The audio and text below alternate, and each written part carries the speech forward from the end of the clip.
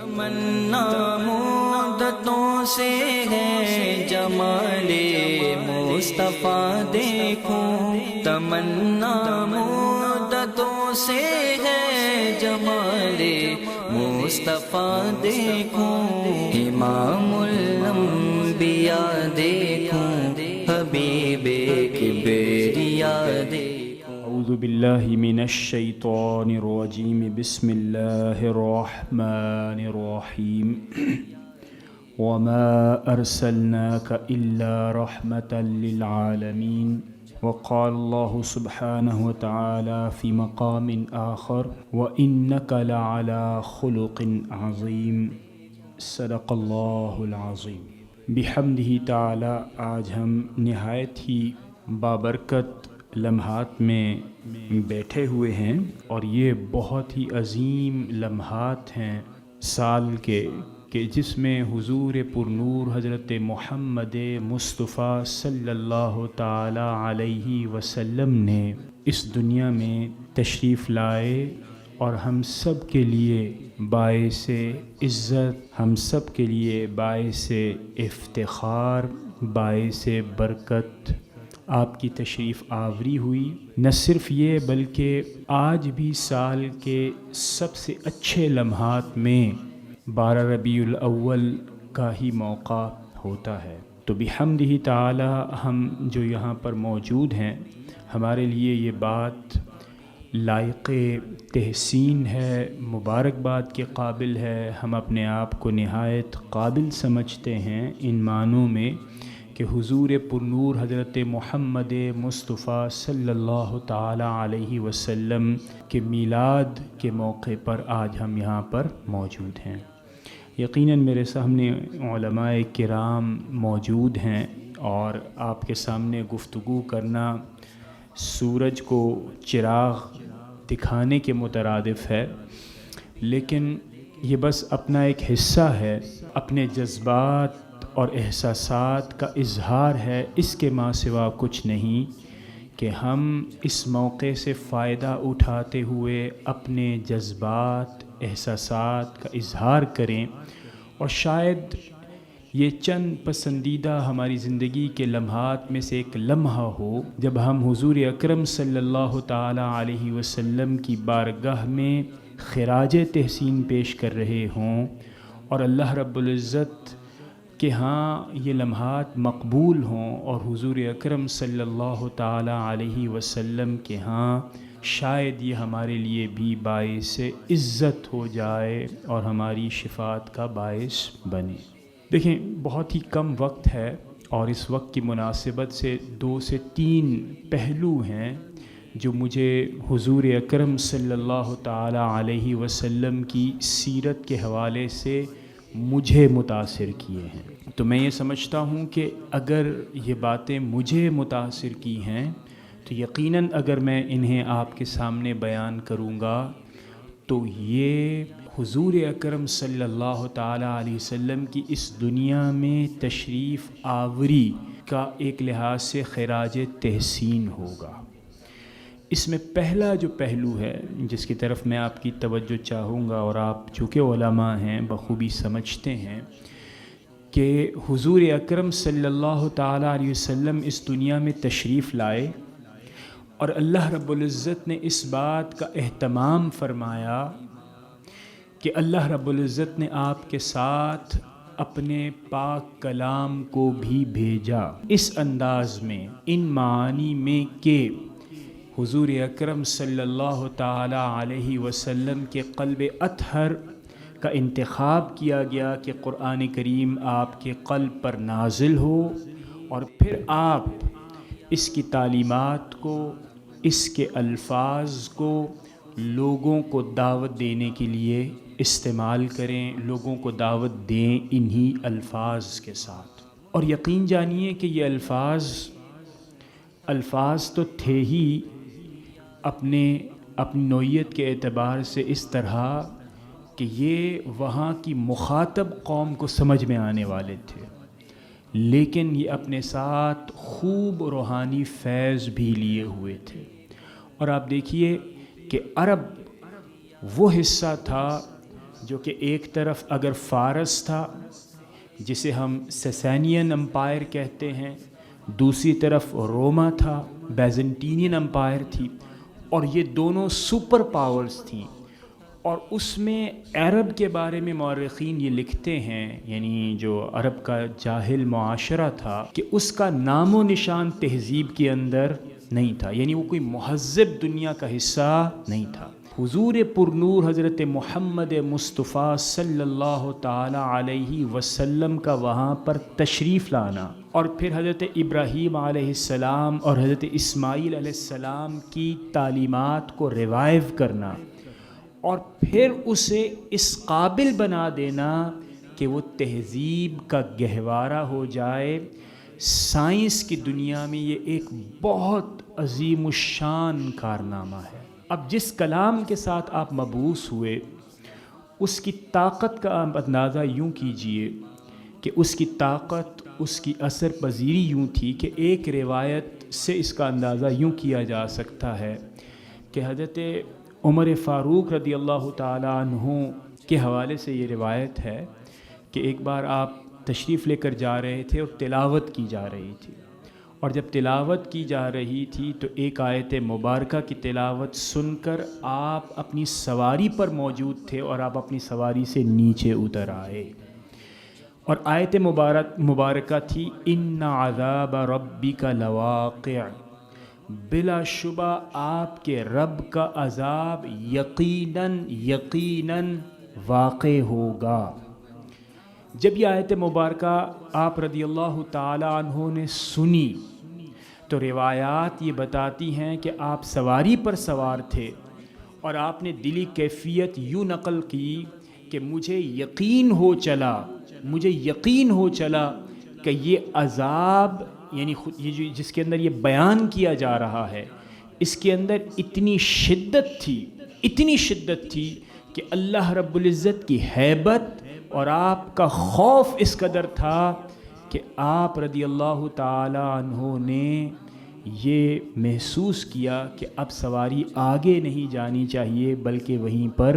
رک جانی چاہیے، چنانچہ آپ وہاں پر رکے، آپ نے آرام فرمایا۔ اب جو بات غور کرنے کی ہے وہ کیا ہے؟ غور کرنے کی بات یہ ہے کہ اس کلام میں اتنی تاثیر ہے کہ وہ دلوں پر اثر کرتی ہے، جب کبھی اس کی تلاوت کی جاتی ہے تو وہ دلوں پر اثر کرتی ہے۔ ایک اور روایت بھی ہے، وہ ولید ابن مغیرہ کے حوالے سے ہے، اور وہ بھی اسی آیت مبارکہ کے حوالے سے ہے کہ جب اس نے اس روایت کو سنا تو اس کے اوپر بھی اس سے ملتی جلتی کیفیت طاری ہوئی، اور اس نے یہ کہا کہ یہ واقعتاً ایک ایسا کلام ہے جو کلام اس انداز کا ہے جس کا خوب سا اثر وہاں پر موجود ہے۔ تو ان روایات سے میں بنیادی بات یہ کہنا چاہ رہا ہوں کہ اللہ رب العزت نے حضور اکرم صلی اللہ تعالی علیہ وسلم کو اپنا کلام دے کر مبعوث فرمایا، اور اس کلام کی تاثیر یہ ہے کہ اگر سنیں اس کے معانی کا اثر آپ کے دل پر ہوئے بغیر نہیں رہ سکتا۔ اچھا، یہ تو ہے وہ جو کہ آپ گفتگو فرماتے ہیں، جیسے کہ حضور اکرم صلی اللہ تعالی علیہ وسلم جب دعوت دیتے تو دعوت دیتے ہوئے کلام پاک پڑھتے تو لوگوں کو اس کی اثر پذیری محسوس ہوتی، لیکن اللہ رب العزت نے اس کلام کے ساتھ آپ کو ایک اور خاصیت سے بھی نوازا، اور وہ خاصیت کیا تھی؟ وہ تھی آپ کی پرکشش شخصیت سے میری مراد یہ ہے کہ حضور اکرم صلی اللہ تعالی علیہ وسلم کو کوئی شخص اگر ملتا، آپ کے ساتھ شرف ملاقات حاصل کرتا، چاہے وہ مسلمان ہوتا یا مسلمان نہ ہوتا، آپ کی پرکشش شخصیت سے متاثر ہوئے بغیر رہ ہی نہیں سکتا تھا۔ اور اتنی پرکشش شخصیت تھی جسے ہم انگریزی میں کہتے ہیں کہ کرزمیٹک پرسنالٹی تھی، اس قدر پرکشش شخصیت تھی کہ بعد میں روایات میں صحابہ کرام سے جب یہ دریافت کیا گیا کہ حضور اکرم صلی اللہ تعالی علیہ وسلم کیسے تھے، ان کی شخصیت کے مختلف پہلو آپ بیان کریں، تو ایک روایت میں ایک صحابیہ فرماتی ہیں کہ میں جب کبھی حضور اکرم صلی اللہ تعالی علیہ وسلم کو دیکھتی تو آپ ایسے تھے جیسے چڑھتا ہوا سورج۔ ایک دوسری روایت میں ایک صحابی نے بیان کیا کہ حضور اکرم صلی اللہ تعالی علیہ وسلم کی شخصیت اور بالخصوص آپ کا چہرہ ایسا تھا جیسا کہ 14ویں کا چاند۔ ان دونوں باتوں کو اگر آپ سامنے رکھیں تو اس کا مطلب یہ ہوا کہ اتنی پرکشش شخصیت تھی کہ ایک کو وہ سورج کی طرح روشن اور دوسرے کو وہ چاند کی طرح مدھم لیکن مٹھاس سے بھرپور احساس دیتا تھا۔ لیکن اس سے بھی زیادہ دلچسپ بات اس روایت میں ہمیں نظر آتی ہے جس میں عمرو بن عاص رضی اللہ تعالی عنہ نے بیان کیا کہ حضور کی شخصیت کیسی تھی، یعنی اس کی جو ظاہری کیفیت تھی وہ کیسی تھی، اور وہ اس قدر خوبصورت ہے جس میں ایک طرف آپ کی پرکشش شخصیت کو سمویا ہوا ہے لیکن اس کے ساتھ ساتھ ادب کی انتہا اور کمال بھی آپ کو نظر آتا ہے۔ آپ بیان کرتے ہیں کہ حضور اکرم صلی اللہ تعالی علیہ وسلم سے ملاقات کے بعد میرے دل کی کیفیت یہ ہوتی کہ ایک بار اگر میں نے دیکھ لیا ہے آپ کو تو پھر میں ٹکٹکی باندھ کر آپ کو دیکھتا چلا جاؤں اور اس میں ایک لمحے کا بھی توقف نہ آئے۔ لیکن جب میں حضور کو دیکھتا رہنے کی کوشش کرتا تو مجھے یہ خیال آتا کہ یہ تو بے ادبی اور گستاخی ہوگی کہ آپ تو نبی اور رسول ہیں، آپ کو مستقل اگر میں دیکھتا رہوں تو یہ بے ادبی اور گستاخی ہے۔ لیکن دل کی کیفیت یہ ہے کہ ایک لمحے بھی آپ کے چہرہ مبارک سے میری نظریں نیچے نہیں آنی چاہیے۔ اس کا مطلب کیا ہوا؟ اس کا مطلب یہ ہوا کہ حضور اکرم صلی اللہ تعالی علیہ وسلم کی محض فزیکل پریزنس ایسی تھی کہ جو کہ لوگوں کو اپنی طرف جادوئی اثر کے ساتھ کھینچتی تھی، لیکن اس جادوئی کیفیت میں جو محبت بھری ہوئی تھی وہ ایسی تھی کہ کبھی اس کے اندر نہ لغزش آتی نہ بے ادبی ہوتی۔ اور حضرت عمرو بن عاص رضی اللہ تعالی عنہ کی جو روایت ہے وہ ہمیں یہ بتاتی ہے کہ کتنا ادب تھا اور کتنی محبت تھی۔ اس سے بڑھ کر ایک اور میں بات آپ کے ساتھ ضرور شیئر کروں گا، چونکہ یہ موقع میں نے ابتدا ہی میں بتایا کہ وہ ان جذبات اور احساسات کو شیئر کرنے کی جگہ ہے اور دن ہے۔ حضور اکرم صلی اللہ تعالیٰ علیہ وسلم مدینۃ المنورہ میں ہجرت کر کے تشریف لے آئے۔ عبداللہ ابن السلام کے حوالے سے روایت ہے کہ چونکہ وہ ایک راہب تھے تو وہ یہ چاہتے تھے کہ حضور اکرم صلی اللہ تعالیٰ علیہ وسلم سے گفتگو ہو، آپ سے پوچھا جائے کہ آپ نبی کیوں ہیں، آپ کے پاس دلیل کیسی ہے، اور اس کو پرکھا جائے۔ تو مقصد کیا تھا کہ دلیل کا تبادلہ کیا جائے، یہ دیکھا جائے کہ حضور کے پاس دلیل کیا ہے، کیا قوت ہے کہ آپ اپنی نبوت سے مجھے بھی قائل کرے تو میں قائل ہو جاؤں گا۔ جب آپ کی ملاقات ہوئی حضور اکرم صلی اللہ تعالیٰ علیہ وسلم سے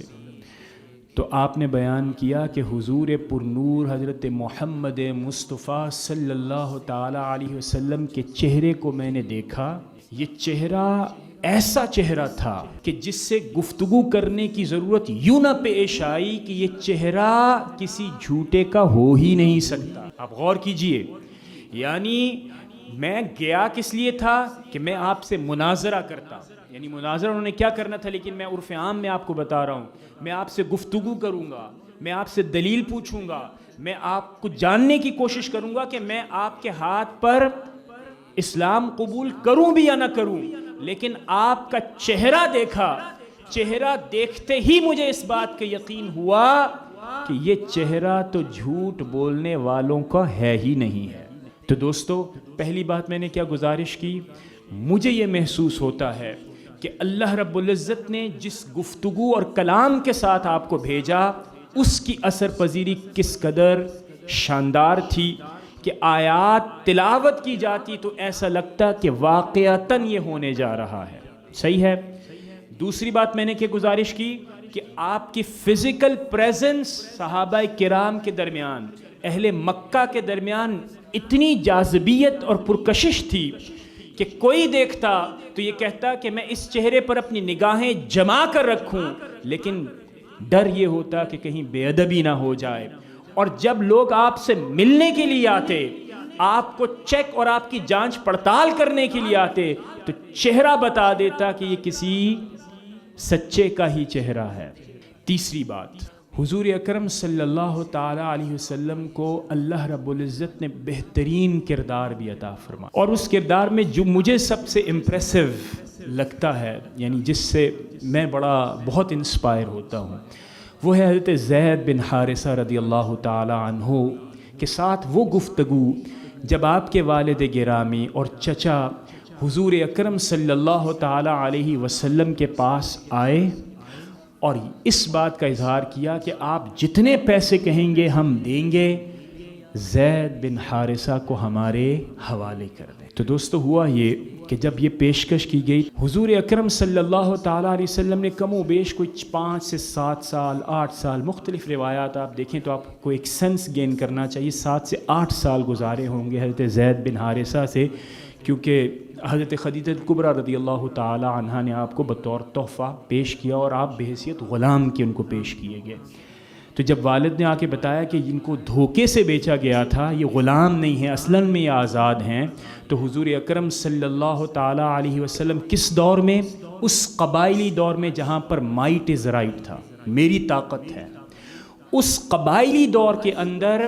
آپ نے بات سنی اور آپ نے کہا کہ ہاں، اس کا مطلب تو یہ ہوا کہ یہ ایک غیر اخلاقی کام ہو گیا نا، کہ ایک شخص ہے ہی نہیں غلام اور ہم اسے اگر غلام بنا کر رکھیں گے تو یہ ٹھیک نہیں ہے. تو اس سے پہلے وہ غلام کے طور پر رہ رہے تھے. جیسے ہی آپ نے کہا تو حضرت حضور اکرم صلی اللہ تعالیٰ علیہ وسلم کو جب یہ آفر ملی تو آپ دیکھیے پہلا با کمال کیا کیا آپ نے فرمایا کہ دیکھیے پیسوں کی بات نہیں ہے،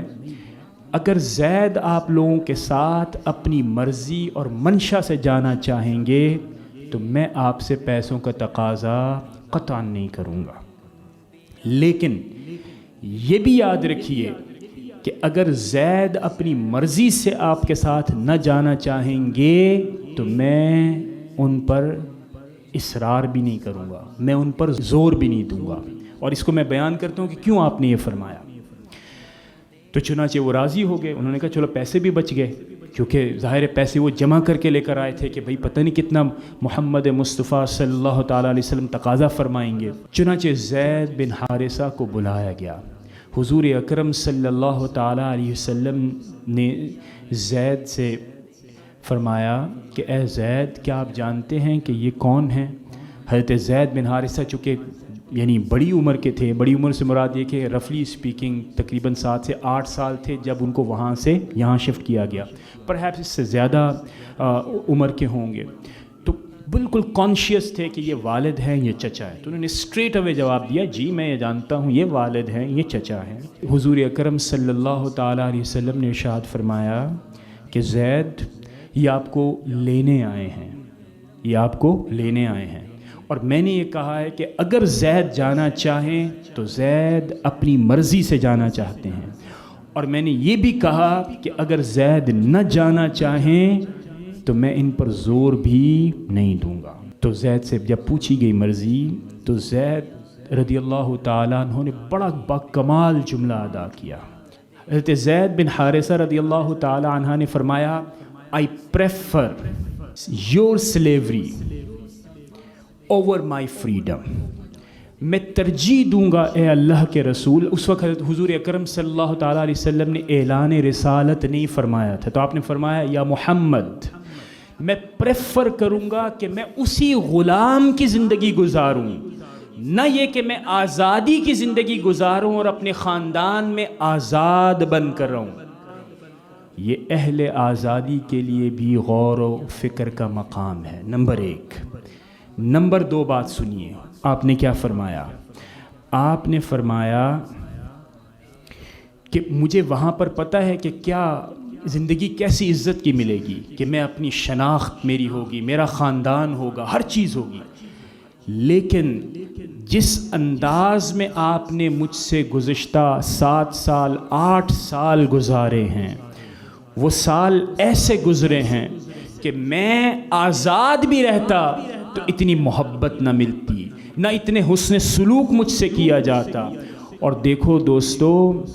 حضور اکرم صلی اللہ تعالیٰ علیہ وسلم ایز پروفٹ یہ نہیں فرما رہے، ایز رسول نہیں فرما رہے، کیونکہ ابھی تو اعلان رسالت کیا ہی نہیں ہے آپ نے۔ اس وقت حضور اکرم صلی اللہ تعالیٰ علیہ وسلم کی کردار کتنا بلند ہے،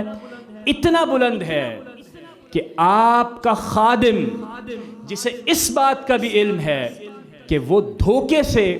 غلام بنا کر یہاں پر کام کر رہا ہے، اس کے ساتھ اتنا حسن سلوک کہ جب اس کے خاندان والے اسے چھڑانے آئے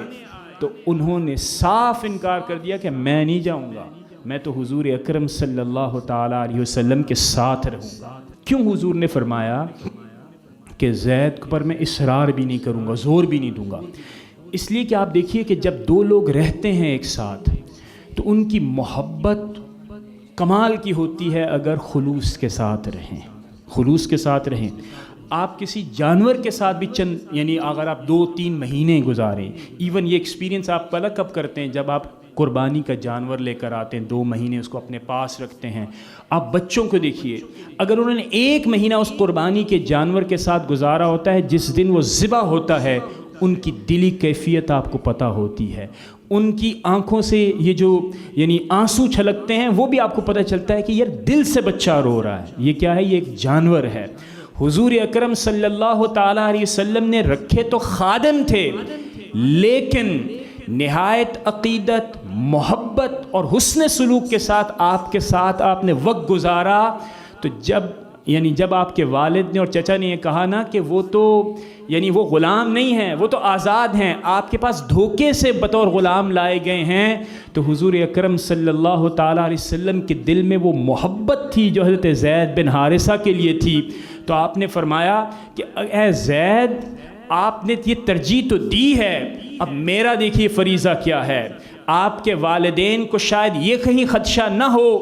کہ کہیں اس کو دوبارہ غلام بنا کر شاید کوئی زیادتی کریں، آپ ان کا ہاتھ پکڑتے ہیں، باہر لے کر آتے ہیں، پبلک کے اندر کھڑے ہو کر اناؤنس کرتے ہیں کہ محمد کے بیٹے ہیں زید آج کے بعد۔ یعنی آپ نے انہیں اپنے خاندان کا حصہ بنا دیا، آزاد بن گئے، شناخت عطا فرمائی۔ اور یقیناً بعد میں آپ کو پتہ ہے کہ جو چیزیں چینجز ہوئیں تو اس کے بعد اللہ رب العزت نے منع فرمایا، قرآن کریم کے اندر آ گیا، لیکن آپ کو منہ بولا بیٹا بنا کر آپ نے یہ بتا دیا کہ جسے اس بات کا احساس نہیں اسے اس بات کا احساس دو کہ تم میرے ہو، اور خادم کو یہ ہم نے یہ اتنا عطا کیا۔ تو دوستو، اس سے جو میں نے سیکھتا ہوں، میں جو سیکھتا ہوں 2 سے 3 باتیں سیکھتا ہوں۔ پہلی بات، ہم اس بات کو ہمیشہ سوچتے ہیں کہ یار ہم خیر کی بات کریں اور ہماری بات کوئی سنتا ہی نہیں ہے، ہم نیکی کی طرف دعوت دیتے ہیں، اخلاقیات کی دعوت دیتے ہیں، ہمارا کوئی کچھ سنتا ہی نہیں ہے۔ دوستو، حضور کی ذات مبارکہ سے جو بات پہلے سیکھنے کی ہے کہ جو اخلاقیات کی دعوت آپ نے دوسروں کو دینی ہے اس کا آغاز آپ اپنے گھروں سے کیجئے، اپنی ذات سے کیجئے، ٹھیک ہے؟ اپنی ذات سے جب آپ اس کا آغاز کریں گے تو یہ ہوگا۔ اور آپ یہ دیکھیے، یہ تو خادم تھے، اور حضور کا کردار کتنا کمال کا ہوگا کہ انہوں نے کہا کہ میں تو آپ ہی کے ساتھ رہتا ہوں۔ آپ اپنی ذات کو اگر آج رکھیں تو بعض اوقات اولاد کو بھی ہم سے نفرت ہوتی ہے، اسٹوڈنٹس کو ہم سے نفرت ہوتی ہے۔ کیوں؟ کیونکہ ہمارا کردار بعض اوقات ایسا ہوتا ہے۔ ایک بات ہو گئی۔ دوسری بات، پرکشش شخصیت ایک تو گاڈ گیون ہوتا ہے، لیکن ایک آپ اپنے کردار، اپنے انداز گفتن، نشستن، برخاستن سے بنا سکتے ہیں۔ اور حضور اکرم صلی اللہ تعالیٰ علیہ وسلم کی جو فزیکل پرسنالٹی تھی وہ انتہائی امپریسو یوں تھی کیونکہ ہی مینٹ اٹ، کیونکہ انہیں اپنا پیغام ہر صورت میں پہنچانا تھا۔ تو اس میں ایک ڈیوینٹی والا ایلیمنٹ ہے کہ اللہ رب العزت کی مرضی اور منشا اور خدا کا بہت کچھ دیا ہوا تھا، لیکن ایٹ دا سیم ٹائم آپ یہ بھی دیکھیے کہ بیسیکلی ان کی شخصیت میں پرکشش ان کے کردار کی وجہ سے بھی تھی۔ اور تیسری بات یہ کہ کلام پاک کے اندر اتنی تاثیر تھی تو اللہ رب العزت نے اس بات کا اہتمام کیا کہ صرف لپ سروس نہ ہو جائے، صرف یہ نہ ہو کہ آپ صرف قرآن کریم کی آیات پڑھیں اور پھر کہیں کہ میری دعوت کو قبول کر لو، نہیں، وہ پیغام بھی دیتے تھے لیکن اس پیغام کے آنے سے پہلے حضور کی پرسنالٹی کتنی ہوتی تھی، ایسی زبردست ہوتی تھی کہ لوگ دیکھ کر ہی امپریس ہو جاتے تھے، اور اس سے پیچھے اتنا بڑا کردار تھا کہ جب آپ کوہ صفا پر تشریف فرما ہوتے ہیں اور یہ کہتے ہیں کہ اے اہل مکہ، اگر میں یہ کہوں کہ دشمن اس پہاڑ کے پیچھے ہے، خونخوار ہے، تمہیں تباہ و برباد کرنا چاہتے ہیں، مانو گے؟ تو کیا جواب آیا تھا؟ یقیناً، کیونکہ آپ صادق اور امین ہیں۔ تو دوستو، اگر حضور کے سامنے سے یہ جواب آیا جو آپ کو ماننے والے بھی نہیں تھے، تو پھر ہمیں اپنے اوپر غور کرنا چاہیے۔ یہ چند گزارشات تھیں، احساسات کا اظہار تھا۔ اللہ رب العزت سے دعا ہے کہ اللہ تعالی ہم تمام مسلمانوں کو حضور پر نور حضرت محمد مصطفیٰ صلی اللہ تعالی علیہ وسلم کی سیرت طیبہ کے مطابق اپنی زندگیوں کو منظم کرنے کی توفیق نصیب فرمائے۔ وما علینا الا البلاغ المبین۔ مصطفیٰ دیکھو وہ جن کے قدم سے صبح میں بھی روشنی پا